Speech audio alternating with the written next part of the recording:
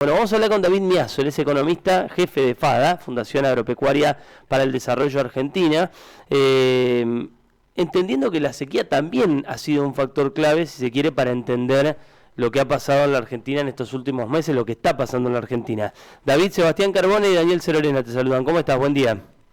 ¿Qué tal? Buen día, un gusto estar conversando con ustedes. El gusto es nuestro. Bueno, hay que entender a la sequía como un factor clave en la inflación. Uno encuentra impericia del propio gobierno a la hora de manejar temas vinculados al aumento de precios. Sí, mira, en realidad la sequía hasta ahora ha tenido muy poco impacto en la inflación, dado que, por ejemplo, afectó principalmente los granos, y los granos no han subido significativamente de precio en el mercado interno, además de que tienen una incidencia muy baja en el precio final de los alimentos. Sí. Si querés, uno de los que más tiene es el caso del trigo con el pan, que tiene un 13% de incidencia. Entonces, la verdad es que por el lado de los granos, muy baja incidencia en la inflación, te diría casi nula, hemos tenido. Sí podemos ver algo en carne, pero recién a partir de julio-agosto, en realidad la carne estuvo muy atrasada por la sequía, porque se generó un exceso de oferta, porque no se podían retener los animales en los campos, durante todo un año, que hizo que la inflación fuera menor a lo que potencialmente podría haber sido, porque la carne se atrasaba respecto a la inflación, hasta el mes de julio, donde empezó una corrección muy grande, donde empezó a recuperar gran parte de lo que había perdido durante el año anterior. Entonces, recién ha tenido un impacto, o está teniendo un impacto sobre la inflación ahora, julio, agosto, septiembre, va a tener seguramente algo más en septiembre. Pero yo te diría que la sequía no ha tenido ningún tipo de, o ha sido muy bajo, una diferencia mínima, negativo, como te estoy mencionando con la carne durante todo un año, sobre la inflación. Acá la inflación, en FAD siempre nos gusta decir, no tenemos un problema de precios, sino que tenemos un problema de los pesos. Digamos, no es que pasa algo con alguna cadena productiva, con algún precio, que ese precio suba, sino que el problema que tenemos es un problema de que el peso pierde valor de manera sistemática, y eso se refleja en la suba de precios o en la suba del dólar, digamos. Son los dos síntomas del mismo problema, que es la pérdida de valor del peso, que tiene mucho que ver con la emisión monetaria, con la falta de respaldo en términos de dólares en el Banco Central, que está también relacionado con el atraso cambiario, con las malas expectativas y la falta de confianza, que eso ha sido todo lo que sí ha generado el gobierno, en el sentido de vos estás diciendo recién por ahí, impericia en controlar los precios. No, los precios son imposibles de controlar cuando el problema ¿No crees en la moneda? En los programas de estos de que en realidad han pasado hasta gobiernos de distinto color político y han aplicado tal vez con distintos nombres, pero estos programas de control de precios, vos no crees que esa sea la solución? No, de ninguna manera es una solución, como ya lo hemos visto en muchas ocasiones. Y no son la solución por varios motivos, pero la más de fondo es esto que estamos mencionando. Si vos tuvieras un problema en una cadena productiva, en un producto, bueno, eventualmente podrías aplicar algún tipo de medida para controlar eso. Pero cuando el problema es sistemático y es el peso, no hay ningún tipo de acuerdo de control que vos puedas aplicar para controlar los precios, porque, de nuevo, los productos y los precios no eran el problema inicial. Eso, si querés, lo más de fondo. Y después hay otras cuestiones como la cantidad de productos alcanzados,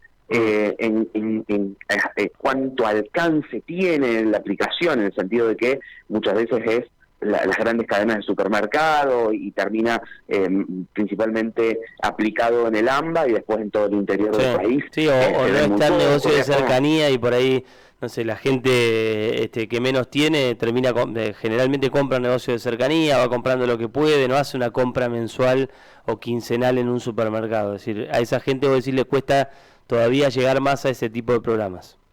Exactamente, pero tal cual lo que estás diciendo. Entonces, por esas razones tampoco llega, pero hay está la cuestión de fondo que te mencionaba inicialmente, por lo cual no ha funcionado ni acá, ni en ninguna parte del mundo, ni ahora, ni en el resto de la historia argentina. David, uno de los candidatos a presidente el que ganó las PASO y uno de los que, o el que se perfila como probablemente el próximo presidente de la Argentina, que es Javier Milei, llegó en gran medida, por lo menos esto es una opinión personal, a cautivar a la gente o a captar el voto de una gran parte del electorado argentino prometiendo la dolarización, ¿no? Como esto va a ser el fin de nuestros problemas, se acaba la inflación, basta de tener una moneda que, como decías vos recién, va perdiendo su valor permanentemente. A partir de ahora todos cobraremos en dólares y seremos felices. ¿Vos creés en esa receta? ¿Creés que es un camino viable? ¿Hay ejemplos en otros lugares del mundo? Algunos exitosos, otros no tanto. ¿Vos qué opinión tenés? Mira, lo primero que te puedo decir es que entiendo perfectamente por qué a más de uno le atrae mucho la idea, ¿no? Sí. Que es la cuestión de justamente lo que estamos conversando, la estabilidad de precios, la estabilidad cambiaria, si querés de alguna manera, porque vivimos en un país que ha generado inflación de manera sistemática durante gran parte de las últimas 7 décadas, ¿no? Uh-huh. Salvo la década de la convertibilidad, todas las otras 7 décadas hemos generado inflación y hemos destruido varias monedas, el peso ley, el peso moneda nacional, el peso argentino, los australes, el peso actual, ¿no? Hemos destruido muchísimos signos monetarios por justamente la irresponsabilidad, principalmente fiscal y después monetaria. Entonces entiendo perfectamente por qué atrae, digamos, ¿no? Y por qué por ese lado podría ser una solución, porque, bueno, listo, es imposible para vos volver a generar inflación y a destruir la moneda. Uh-huh. Sin embargo, yo tengo, en particular, con un análisis que hago, 2 grandes interrogantes.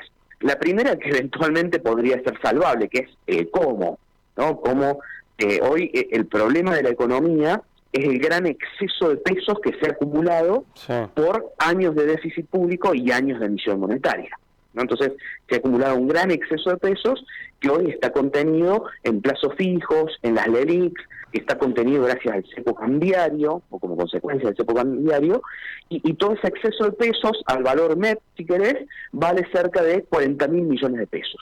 Un poco más, de dólares, uh-huh. 40.000 millones de dólares. Es decir, vos para levantar, a ver si para seguirte, David, si vos ponele que gana Milei y dice, bueno, a partir de hoy la moneda, el peso deja de existir, la moneda de circulación argentina es el dólar, si vos querés levantar todos los pesos que hay en la plaza necesitas 40.000 millones de dólares.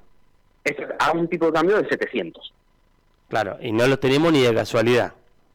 No tenemos, el Banco Central tiene 10 negativos. Ajá. O sea, tiene 10 en vez de tener 10. Sí. Entonces, ahí está la primera cuestión del cómo. Ahora, perdóname que te vaya abriendo aristas, pero es interesante escucharte. Vos decís, tiene 10 negativos, ¿no? Y uno dice, bueno, ¿qué es tener? Porque uno dice 10 negativos, si los llevamos a la economía hogareña, uno dice, bueno, ni siquiera tengo para pagar la tarjeta de crédito. Digamos, le debo al banco, no tengo guita y le debo al banco. ¿Qué es tener 10 negativos? Porque veía una nota que le hicieron a la candidata Patricia Bullrich, que ella dijo que iba a entrar con una cámara a la reserva del Banco Central como si los dólares estuvieran apilados en un cuarto en algún lugar de la capital federal. ¿Qué es tener 10 negativos? Bueno, tener 10 negativos significa lo que estás diciendo. Yo en mi bolsillo, en vez de tener 10 pesos, debo 10 pesos. Sí. O sea, tengo 0 y además debo 10. Sí. O sea que si eventualmente tuviera, primero tengo que cubrir los 10 pesos que debo para recién tener. Sí. O sea, eso es lo que el Banco Central tiene, 10.000 millones de dólares negativos en términos de reservas netas, más deuda con importadores, que tarde o temprano son en necesidad de divisas, que no está registrado como una deuda en particular, pero es deuda con importadores que se ha ido generando a raíz del cepo importador. Entonces, este, digamos, es el problema de fondo hoy. Tenemos muchos pesos y no tenemos dólares. Y en una dolarización, justamente esa es la primera pregunta que se despierta. Bueno, ¿cómo vas a dolarizar? Vos tenés, justamente, cuando tu problema es que tenés muchos pesos y no tenés dólares. Sí. Bueno, ese es el primer tema, pero que te digo, eventualmente puede ser salvable si alguien nos presta 20.000, 25.000 millones de dólares. Sí. De alguna manera el problema se puede salvar, pero también con esa plata podés aplicar cualquier otro tipo de programa de estabilización. Sí, pero además, por lo que vos decís, pongamos que, no sé, alguien se conmueve con la historia argentina, ya no el Fondo Monetario, pues ya le debemos un montón de guita, pero hay alguien que nos presta esos 25.000 millones de dólares, 20.000 millones de dólares, hagamos números redondos. Sí. La realidad es que, digamos, dolarizaríamos, ¿sí? Por ejemplo, alguien que gana para hacer números redondos, 140.000 pesos por mes, pasaría a ganar $100. Digo bien, claro, vos decís, sí, hoy para dolarizar a 700 hacen falta 40.000 millones, es decir que sí, pasamos... Para dolarizar con 20.000 tiene que ser 1.400. 1.400, claro, o sea el dólar valdría 1.400 pesos. Exacto, tal cual. Sí, es de esperar que después los salarios se acomoden un poco, no es que van a caer en $100, sí, como si hacemos la cuenta directa, es de esperar que después se acomoden, eventualmente se vayan acomodando, pero esa sería la situación de arranque, digamos. Sí. Esa sería la situación de arranque. Claro. Y después, algo que no quiero que nos termine el tiempo para poder plantear, es el para qué también de la dolarización. Está claro lo primero que dijimos, la estabilidad, dejar de tener inflación, ese para qué está muy claro. Pero después, en realidad, también nos traería muchos problemas hacia adelante. Uno de esos problemas es, por ejemplo, que el país se queda sin un amortiguador ante problemas externos. Claro. Por ejemplo, la guerra. Problema 1. Sí, o Brasil devalúa por alguna razón. Sí. Nos deja tambaleando nosotros dolarizados. De hecho, no es algo que hipotéticamente puede pasar, es algo que pasó. En el 98, Brasil devaluó y fue la estocada final de la convertibilidad. Y nosotros no teníamos forma de absorber una devaluación de nuestro vecino, sí, ¿no? Y principal socio comercial. Sí. Bueno, eso claramente sería un problema hacia adelante. Por eso habrás escuchado a algún economista que dijo, bueno, che, si queremos tomar una moneda que no se demuestra, tomemos el real en vez de tomar el dólar. Y otro problema del dólar en particular es que, a ver, el 70% de las exportaciones del país hoy son exportaciones agropecuarias, sí, y agroindustriales, ¿no? 7 de cada 10 dólares que el país exporta. Cuando el dólar se fortalece a nivel mundial, porque suben las tasas de interés o lo que fuere, los precios de las commodities agrícolas bajan. O sea que en el momento que nuestras exportaciones se debilitarían porque bajan los precios internacionales, nuestra moneda de referencia, que eventualmente sería el dólar, se fortalece. O sea, tenés un doble problema, vas a tener un doble problema de déficit comercial. Porque en el momento que necesitarías devaluar para ajustarte a una situación internacional nueva de precios más débiles de lo que vos exportás, tu moneda en vez de devaluarse se revalúa, ¿no? Entonces eso genera un problema, tal vez medio técnico lo que estoy diciendo, pero genera un gran problema hacia adelante el día que pasen cualquiera de estas cosas, que Brasil devalúe, que bajen los precios de lo que exportás. Eventualmente si Vaca Muerta y las exportaciones de petróleo llegan a ser importantes, pasa exactamente lo mismo. Vos lo que decís es cuando se habla de la soberanía que te da acuñar tu propia moneda, vos decís, más allá de lo lindo que pueda sonar, está puesto en eso, en esta... Lo que vos contabas recién, devalúa a Brasil y me hace tambalear si yo no tengo la posibilidad de intervenir, digamos, ahí, en ese caso, en caso de tener una economía dolarizada o en el que vos contabas de la convertibilidad, que tenés el tipo de cambio atado al dólar, o que teníamos el 1 a 1, vos decís que quedás contra las cuerdas. Exactamente, quedás contra las cuerdas porque en el caso de la comparación con Brasil, tu principal socio comercial y vecino se hace la mitad más barato de un día para el otro. Vos deberías tratar de acompañar eso, porque de lo contrario se generan muchas importaciones, tus exportaciones cae la competitividad, el turismo se revierte, entonces va a haber muchos argentinos yendo a Brasil, cero brasileños viniendo a Argentina, ¿no? Entonces empiezan a pasar un montón de cosas que vos no tenés ningún amortiguador para poder acomodarte en esa situación. O lo que decía de los commodities agrícolas, el 70% de tus exportaciones baja de precio. Bueno, te tenés que acomodar a esa nueva situación. Y una dolarización no te permite acomodar, sino que en este último caso va totalmente al contrario. No solo que no te acomodas, sino que potencia el problema original. David, muy interesante escucharte, te agradecemos enormemente el tiempo, te mandamos un abrazo grande. Un gusto conversar con ustedes. Hasta pronto. David Miazo, economista de FADA, de la Fundación Agropecuaria para el Desarrollo de la Argentina. Ahí le estabas escuchando hablar de la economía, de los problemas que tiene Argentina con la inflación, problemas que tienen muy pocos países en el mundo. Casi todos lograron resolverlos. Nosotros estamos dentro del puñado que no ha podido. Han pasado, estamos cada vez peor, estamos cada vez peor. Han pasado distintos gobiernos con promesas de controlar la inflación y en ese sentido han fracasado absolutamente todos, cada vez fracasan peor. Me sorprendió el -10. como el chinchón. ¿Viste? Vos decís, bueno, vamos. Sí. O sea, necesitamos tanto para doler, pero tenemos menos 10. Sí. Hay una realidad, digo. Hay que entender, hay mucha gente que se enoja con el votante de Milei, por ejemplo. Y la realidad es que Milei es el resultado del fracaso de la clase política argentina. Claramente. El resto de la clase política argentina debería ser un mea culpa de por qué alguien... ¿Por qué está Milei hoy? ¿Por qué un outsider como Milei y ganando los pasos? Diciendo muchas cosas que, digamos, muchas son barbaridades, sí, de las que dice, tiene la aceptación y la cantidad de votos que Milei tuvo...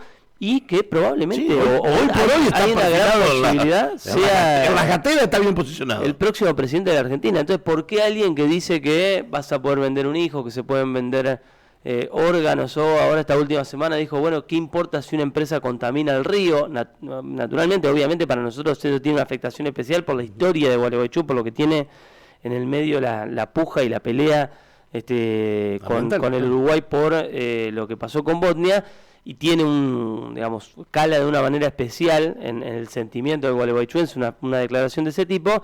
Pero digo, ¿por qué alguien que dice cosas verdaderamente muy fuertes o que descalifica a sus adversarios, a los periodistas, de la manera en que él lo hace? Ayer leí una columna de Ernesto Tenenbaum en Infobae y Tenenbaum lo plantea, y yo realmente pensaba, ¿qué pasaría si Massa o Bullrich dijesen que el de enfrente es una basura, un sorete, sería realmente muy impactante. Sí. A Milei hoy, que está con el halo de la victoria en las PASO, se le perdonan tal vez muchas cosas que al resto no. Que no se le perdonarían a Bullrich, sí, o que no se le perdonarían a Massa, que son los otros dos candidatos. Lo cierto es que a partir de un mensaje, yo creo fundamentalmente en esto del dólar, es decir, vamos a dolarizar y a partir de ahora vos vas a ganar en dólares, y mucha gente cree que va a empezar a ganar... Claro. Mañana en dólares. Los pesos que ganarlo en dólares. Sí, muchos pueden creer que van a ganar más de lo que incluso ganan. Se ha hecho mucho meme, se ha hecho mucho TikTok sobre eso, pero la realidad es que muchos creen que si ganás 100.000 pesos va a ganar 100.000 dólares. Hay un discurso efectivo de Milei y hay un hartazgo de una parte muy importante de la sociedad, de gobiernos que sistemáticamente han fracasado, que tienen la inflación, como le pasa a este gobierno ahora, como le pasó al de Mauricio Macri. Las otras dos opciones a Milei es un gobierno al que le está yendo mal y otro gobierno al que también le fue mal. Entonces, yo creo que es natural que mucha gente mire hacia otro lado, ¿no? Mire hacia otro lado y piense en quién puede gobernar la Argentina.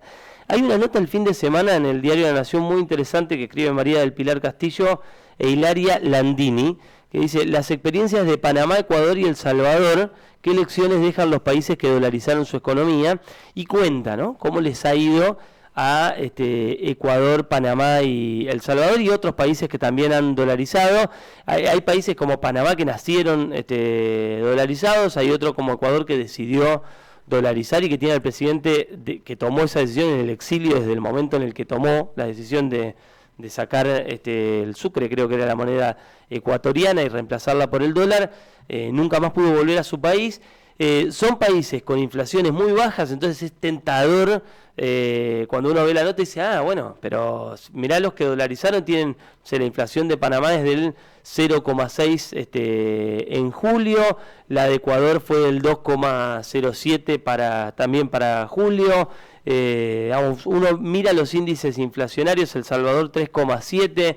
Claro, es un índice alto el del Salvador con la dolarización. Lo que pasa es que vos lo ves y decís, che, pero acá tenemos 11 o 10, vamos a tener 10, 11 puntos este mes.